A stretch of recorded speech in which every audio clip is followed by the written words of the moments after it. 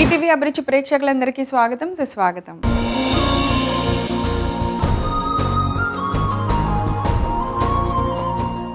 ఈ సృష్టిలో ఒకళ్ళని శాసించినది, ఒకళ్ళ దగ్గర నుంచి ఏమీ ఆశించినది ప్రేమ. ఆ ప్రేమ మనకి మొట్టమొదటిగా ఎవరి దగ్గర నుంచి దొక్కుతుంది? అమ్మ దగ్గర నుంచి. అలాగే మనం తినే ఏ రుచికరమైన ఫుడ్ అయినా మనం మొట్టమొదటిసారిగా ఎవరి దగ్గర నేర్చుకుంటాం? అమ్మ దగ్గర చూసి మాత్రమే. సో అందుకే అమ్మ చేతికి అంత పవర్ ఉందన్నమాట. అదే అమ్మ చెయ్యి ఎప్పటికప్పుడు సరికొత్తగా ఎన్నో టేస్టీ రెసిపీస్ మన కోసం చేస్తూనే ఉంటుంది, చూపిస్తూనే ఉంటుంది. అందుకే ఈరోజు కూడా అమ్మ చేతి వంటలో మీకోసం ఒక సరికొత్త రెసిపీతో మేము సిద్ధమైపోయాం. అదేంటో ఇప్పుడు చూద్దాం.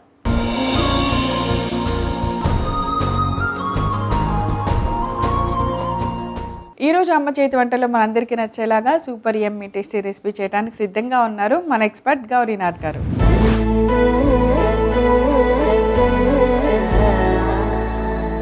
హాయ్ గౌరీనాథ్ గారు, వెల్కమ్ టు అమ్మ చేతి వంట. ఎలా ఉన్నారు?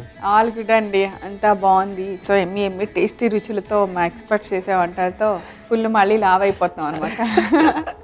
మీరే కదండి చూసే వాళ్ళు కూడా తిని వాళ్ళు కూడా లావ్ అవుతున్నారు, అందరు లావ్ అయిపోతున్నారు. సరే సన్నబడే రెసిపీ ఏదైనా చెప్పండి. సన్నబడే రెసిపీ అంటే ఇప్పుడు చేసేది సన్నబడే రెసిపీ కదండి, అది కూడా లావ్ అయ్యే రెసిపీ. సో ఫస్ట్ ఏదైనా సరే అంట మనం తినేటప్పుడు బాగా డబ్బులు ఉన్న వాళ్ళలాగా తినాలంట, ఖర్చు పెట్టేటప్పుడు పేదవాళ్ళలాగా ఖర్చు పెట్టాలంట. అందుకే అస్సలు మొహాట్ పడద్దు. మనం తినటంలో ఫిల్ది సూపర్ రిచ్ అనమాట అని ఫీల్ అయితే తినేద్దాం. తర్వాత అంతే. దాని ఈరోజు ఏం చేస్తున్నారు మా కోసం? అంటే ఇది కూడా ఇప్పుడు చేసేది కోనసీమ సైడ్ ఎక్కువగా చేస్తాం. కోనసీమ సైడ్ కొత్తిమీర కోడి పలావ్. వావ్. సో అది సంగతి. ఈరోజు కోనసీమ స్పెషల్ కొత్తిమీర కోడి పలావ్ చేయబోతున్నాం అనమాట. మరి ముందుగా కావాల్సిన ఇంగ్రీడియంట్స్ అన్ని చూద్దాం. కొత్తిమీర కోడి పలావ్ తయారు చేసుకోవడానికి కావాల్సిన పదార్థాలు: చికెన్ ముక్కలు, నానబెట్టిన బాస్మతి బియ్యం, హోల్ గరం మసాలా, పసుపు, కారం, ఉప్పు, నెయ్యి, నూనె, కొత్తిమీర పేస్ట్, ఉల్లిపాయ ముక్కలు, పచ్చిమిర్చి ముక్కలు, అల్లం వెల్లుల్లి పేస్ట్. సో ఇంగ్రీడియంట్స్ అన్నీ రెడీగా ఉన్నాయి. పలావ్ అంటే ఇంకా సూపర్, అసలు ఫ్లేవర్ ఇంకా వండినంతసేపు వస్తూనే ఉంటుంది. అంటే నేచురల్గా అందరూ పులావ్ చేసుకుంటారు, ఇది కొత్తిమీర ఫ్లేవర్తో పులావ్ చేస్తాం. ఓకే, బాండి పెట్టేస్తాం. ఓకే, ముందుగా మనం నెయ్యి వేసుకుందాం. నెయ్యి క్వాంటిటీకి ఈక్వల్గా కొంచెం ఆయిల్ కూడా వేసుకోండి.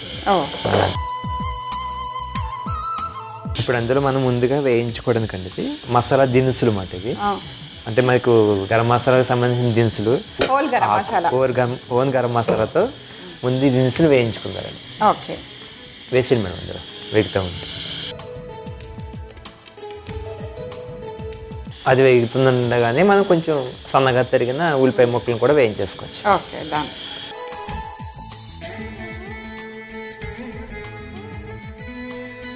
ఇది బాగా వేయించుకోవాలండి. ఆనియన్స్ మసాలా దినుసులతో వేయించినప్పుడే ఆ ఫ్లేవర్ అనేది బయటకు వస్తుంది. మనం డైరెక్ట్గా అన్నీ కలిపి ఒకేసారి వేసేస్తే ఆ ఫ్లేవర్ రాదండి అసలు.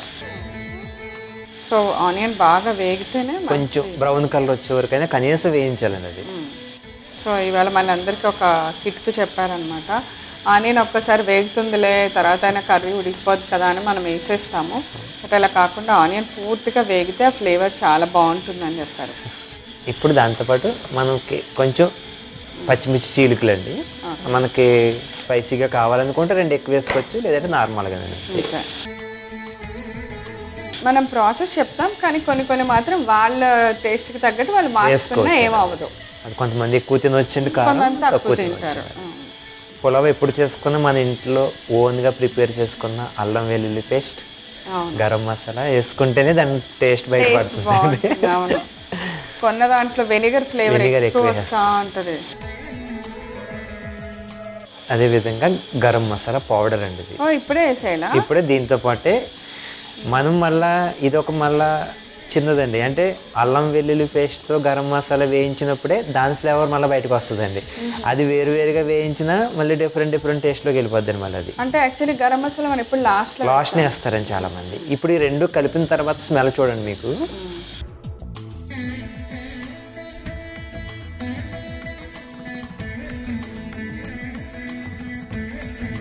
ఇప్పుడు మనం ముందుగా రెడీ చేసుకున్న కొత్తిమీర పేస్ట్ అండి ఇది. పొట్టి కొత్తిమీర కొత్తిమీర ఇంకేమీ లేదండి, ఓన్లీ కొత్తిమీర మనం కొంచెం వాటర్ వేసి జ్యూస్ కింద చేసామండి అంతే, కొంచెం మరి ఎక్కువగా. ఇప్పుడు ఇది ఎంత కొత్తిమీర తీసుకోవాలి, ఎన్ని బియ్యంకి ఎంత కొత్తిమీర? ఇప్పుడు క్వాంటిటీ అండి మనకి ఇది కూడా సేమ్ మీరు అందాక అన్నట్టుగానే ఎవరు ఎక్కువగా తినాలని చేస్తే ఎక్కువ వేసుకోవచ్చండి. అలాగని కాకుండా మనకు ఒక కప్పు బియ్యానికి ఒక కప్పు కొత్తిమీర మాత్రమే తీసుకుంటాం. ఓకే.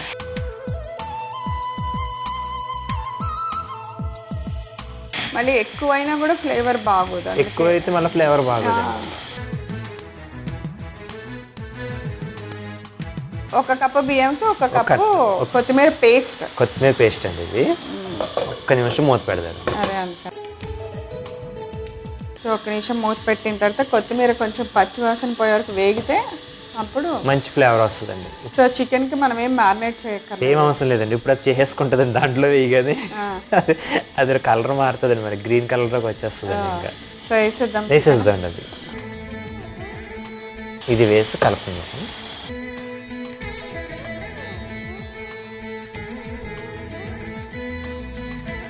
దాంతో పాటుగా ఈ పసుపు కూడా వేస్తాను, అలాగే ఒక హాఫ్ స్పూన్ కారం కూడా వేస్తాను. కారం తగ్గట్టుగా సాల్ట్ కూడా వేసేయండి. చికెన్కి రైస్కి అంతా కలిపి వేసుకోవాలండి. ఇప్పుడు మనం వాటర్ వేసుకుంటాం, అప్పుడు ఒకసారి టేస్ట్ చూసుకుని సరిపోకపోతే అప్పుడు వేసుకుందాం. సో మనం వేసిన ఉప్పు కారం పసుపు ఆ ముక్కలకి బాగా పట్టేలా చూసుకొని ఇప్పుడు మనకి చికెన్ ముక్కల నుంచి ఏమైనా వాటర్ ఉంటే బయటకు వచ్చేస్తుందండి. అంతవరకు వేయించుకుంటే మనకు సరిపోతుందండి. ఇప్పుడు వాటర్ వేసుకొని రైస్ వేసుకుని క్లోజ్ చేసుకోండి. సో మామూలుగా యాక్చువల్లీ కొత్తిమీర చికెన్ వేపుడు అయిపోయింది. ఓకే, ఇలా ఇచ్చేయచ్చు కదా. ఓకే, అది కూడా ఇప్పుడు కూర రెడీ అయినట్టేనండి. ఇంకొక 2-3 నిమిషాలు ఉంటాయి.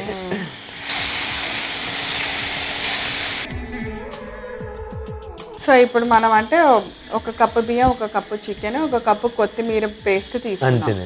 ఇప్పుడు మనం ఒక కప్పుకి 2 కప్పులు నీళ్లు పోస్తాము. ఇది బాస్మతి బియ్యానికి ఎప్పుడైనా 1.5 అండి వాటర్ అండి. ఒక కప్పుకి ఒక కప్పే వాటర్ వేసుకోవాలి. మనకి చికెన్ కూడా ఉంది కాబట్టి ఒక హాఫ్ కప్ ఎక్కువ పెంచుకుంటాం. ఇది ఆల్రెడీ నానబెట్టేసిన బియ్యం కాబట్టి అండి. అదే డైరెక్ట్గా మనకి డైరెక్ట్ బియ్యం వేసుకుంటే అప్పుడు మీరు అన్నట్టుగా 2 కప్స్ వేసుకోవాలండి. ఇది మనం ఒక హాఫ్ అన్ అవర్ ముందే ఆ వాటర్లో నానబెట్టాం కాబట్టి ఒక కప్పుకి ఒక కప్పే వాటర్ వస్తుంది. వాటర్ అలానే చికెన్ కోసం ఒక హాఫ్ కప్ ఎక్కువ వేస్తామండి. So water పోసేద్దాం.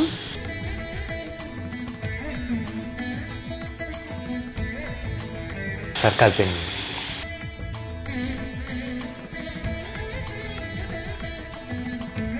సో ఇప్పుడు మనం ముందుగా నానబెట్టుకున్న బియ్యం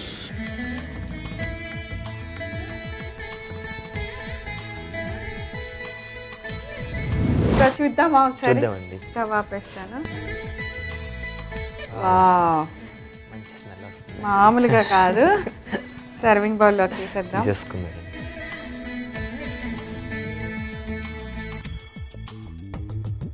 కొంచెం వేడి తగ్గినప్పుడు ఇంకా ఆ చమాయింపు కూడా ఉండదండి, వెంటనే ఆరిపోద్ది. కొంచెం ఇలా ఉంటే కూడా బాగుంటుంది. మరి బిర్యానీ రాళ్ళు లాగా పొడి పొడిగా ఉన్నా కూడా మంచి కలర్ఫుల్గా ఉంది.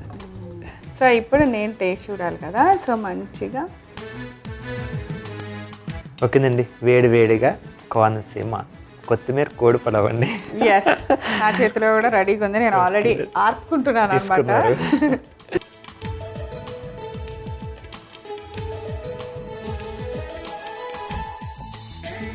పర్ఫెక్ట్గా సరిపోయినాయి అన్నీ. అసలు ఉప్పు కారం కొత్తిమీర ఫ్లేవరు చికెను రైస్ ఉడకటం కానీ అన్ని ది బెస్ట్ పలావ్ లాగా ఉంది. చాలా చాలా బాగుంది. కోనసీమ వాళ్ళ స్పెషల్ అన్నమాట కొత్తిమీర కోడి పులావ్. అద్భుతంగా ఉంది. మీరు తప్పకుండా తయారు చేయండి. కావాల్సిన పదార్థాలు తయారు చేసేదని రిపీట్ చేస్తే నోట్ చేసుకోండి. కొత్తిమీర కోడి పులావ్ తయారు చేసుకోవడానికి కావాల్సిన పదార్థాలు: చికెన్ ముక్కలు, నానబెట్టిన బాస్మతి బియ్యం, హోల్ గరం మసాలా, పసుపు, కారం, ఉప్పు, నెయ్యి, నూనె, కొత్తిమీర పేస్ట్, ఉల్లిపాయ ముక్కలు, పచ్చిమిర్చి ముక్కలు, అల్లం వెల్లుల్లి పేస్ట్, కొత్తిమీర కోడి పలావ్ తయారు చేసుకున్న విధానం. ముందుగా స్టవ్ ఆన్ చేసి కడాయి పెట్టుకొని దానిలో నెయ్యి, నూనె వేసుకోవాలి. అవి కొద్దిగా వేడెక్కిన తర్వాత హోల్ గరం మసాలా దినుసులు వేసుకోవాలి. ఇప్పుడు ఉల్లిపాయ ముక్కలు వేసుకోవాలి. ఉల్లిపాయ ముక్కలు బాగా ఫ్రై అవుతున్నప్పుడు కొన్ని పచ్చిమిర్చి ముక్కలు అవి వేసి బాగా వేగిన తర్వాత అల్లం వెల్లుల్లి పేస్ట్ వేసుకోవాలి. తర్వాత గరం మసాలా పొడి వేసి బాగా ఫ్రై అయిన తర్వాత కొత్తిమీర పేస్ట్ కూడా వేసుకొని కొద్దిసేపు మూత పెట్టి పచ్చివాసన పోయే వరకు వేయించుకోవాలి.